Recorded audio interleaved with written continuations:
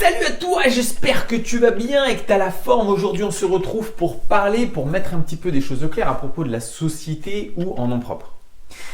Parfois, quand on veut faire quelque chose, quand on veut avancer, on se trouve des excuses. Une des excuses, désolé d'être agressif comme ça, mais une des excuses, tout simplement, c'est de se dire « Ah ouais, il faut que je trouve le statut juridique. » Que ce que je fais quand j'investis dans l'immobilier, est-ce que je monte une SCI? Est-ce que je le fais en LMNP? Est-ce que je le fais en SAS? Et puis, cette fameuse location de voiture, bon, ça a l'air intéressant sur le papier, mais est-ce que je le fais? Est-ce que je dois créer une société? Est-ce que je dois créer, pareil en fait, hein, une SARL, une SAS? Comment je vais faire pour les crédits? Est-ce que la banque va me financer en tant que société?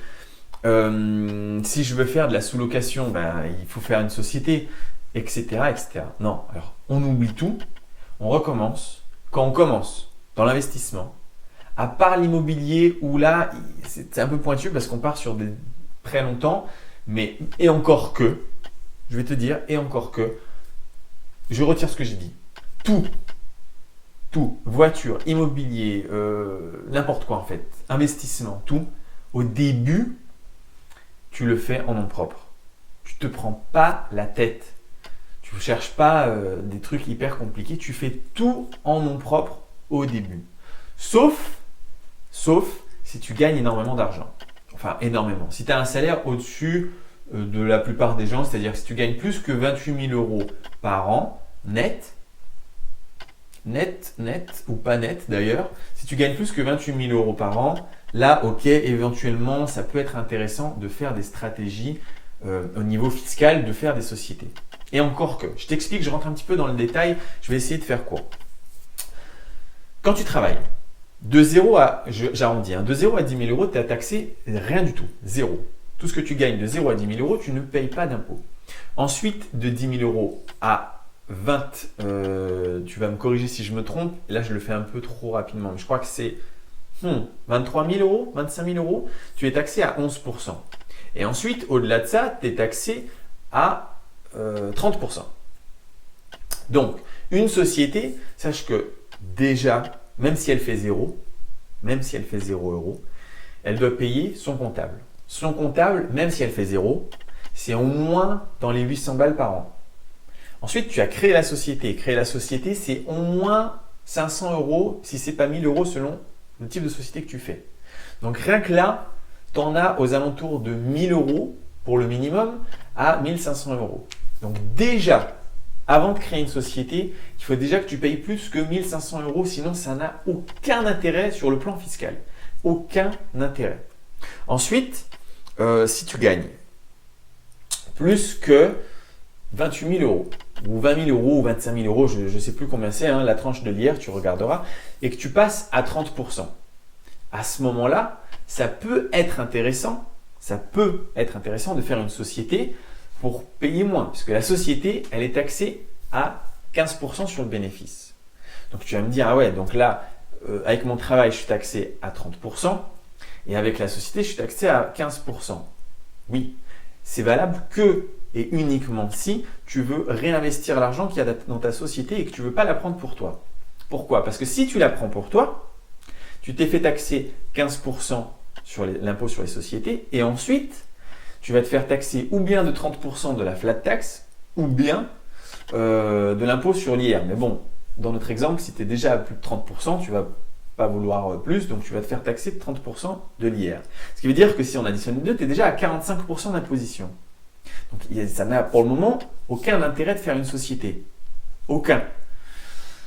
Donc, et en plus, tu es taxé à 45% en société, et en plus, tu as les charges, tu as toutes les charges. Et puis, alors, je te dis, alors là, société égale, tu sais pas pourquoi, tout est plus cher. J'étais à ma banque, là, en tant que particulier, je sais pas combien ça coûte, dans les 200 euros par an. En tant que société, alors que c'était la même activité, à un moment, j'ai switché en nom propre à mon activité professionnelle que j'ai mis en une société. En tant que société, d'un coup, je suis passé à 800 euros par an de frais de banque. Et tu es là, ah ouais, d'accord, c'est la même carte, on est d'accord, monsieur le banquier. Oui, c'est la même carte, mais bon, vous êtes une société, donc on l'a fait 3 fois plus cher. Ok, et ça, c'est pour tout.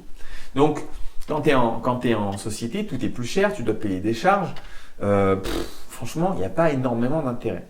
Ok, tu as une protection juridique Et encore, tu vas voir que ça va être très discutable. Si vraiment il y a un gros problème et qu'il y a un procès, on va aller voir quand même qui est le propriétaire de la société. Hein. C'est pas non plus, quand on dit une société anonyme par exemple, c'est pas totalement anonyme. Hein. Donc, c'est pas, bon, on ne sait pas qui c'est, ça s'est passé comme ça. Non, on ira te chercher s'il y a quand même un problème. Donc, de te projeter sur quel type de société je fais, honnêtement, à moins, encore une fois, que tu gagnes, ou alors j'ai envie de te dire ça, fiscalement. Si tu gagnes 30 000, si tu es imposé à 30%, et que l'argent que tu gagnes avec l'activité de ta société, tu prévois de le réinvestir, effectivement, là, c'est intéressant d'être en société, puisqu'au lieu d'être taxé 30%, tu vas être taxé 15% et tu pourras réinvestir. Par contre, si cet argent, tu veux le récupérer pour toi, mais en fait, même à 30%, ça ne vaut pas le coup encore. En fait, ça ne vaut pas le coup. Si tu vas être taxé 15 plus 30, tu vas être taxé à 45%. Et du coup, au début, quand on commence notre vie d'investisseur et qu'on essaye de créer des petites ressources, mais en fait, il faut oublier toutes ces notions de société et compagnie, quoi. Pour le moment, on n'en est pas là, tu vois. Essaye de gagner déjà 30, 40, 50 000 euros en personnellement, et là, tu vas peut-être commencer à vouloir optimiser, à essayer de performer en créant une société.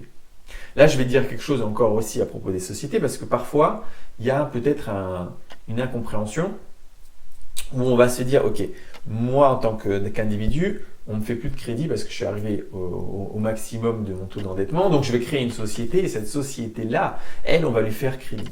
Ok, c'est au bout de 2 ans, mais on va quand même lui faire crédit. Alors, ouais et non. Déjà, on va te faire crédit sur ta société parce qu'on va la considérer comme une entité à part entière. C'est quelqu'un, ça va être une nouvelle personne, c'est une personne morale. Et donc, on va regarder combien tu gagnes personne morale. Ça veut dire qu'il va regarder tes activités sur les 2 dernières années de ta société. Si effectivement tu génères énormément d'argent, que tu as beaucoup de bénéfices, que tu as énormément de trésorerie, ok, tu auras accès à ton crédit.